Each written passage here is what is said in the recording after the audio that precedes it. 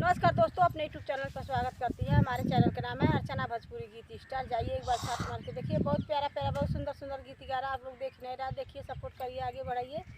और देखिए बहुत सुंदर हम सावन के शिव चर्चा रोपनी के इसी सोहनी समय के गीत लेके आए हैं। आप पसंद पर इस लाइक से सब्सक्राइब करिए, आप सपोर्ट करिए, फुल आवाज़ में देखिए, सपोर्ट करिए। देखिए हम लोग सोहते समय का गीत गा रहा है।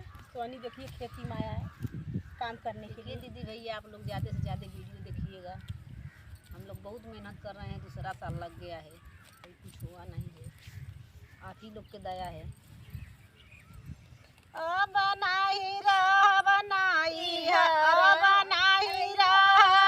ससुरवा हो सैया जइबो नाई हरवा, अब नाही रहब ससुरवा हो सैया जइबो नाई हरवा।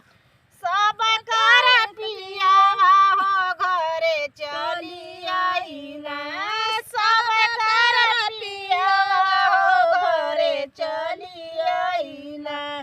तू त बढ़ावेला डेटावा हो पिया जइबो नाई हरवा, अब नहीं रहब ससुरवा हो पिया जइबो नाई हरवा। सावन में पिया पिया बोलेला पियावा, सावन में पिया पिया बोले पपियावा, सावन में पिया पिया बोले पपियावा। मोरवा मचावेला सोरवा हो पिया जइबो नाई हरवा, मोरवा मचावेला सोरवा हो पिया जइबो नाई हरवा। बीत गइल सागरो सवनवा हो पिया जइबो नाई हरवा। सब केहू पेनेला पियरी पीताम्बर, सब केहू पेनेला पियरी पीताम्बर।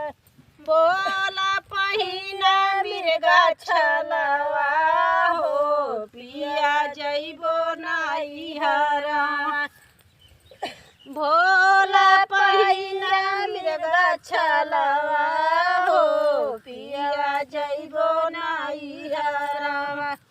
बीत गइल सागरो सवनवा हो पिया जइबो नाई हरवा।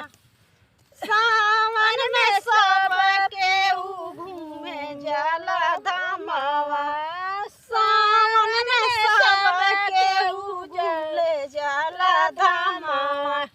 हाँ माया गोरी तुअरो रहिया हो पिया जइबो नाई हरवा। बीत गइल सागरो सवनवा हो पिया जइबो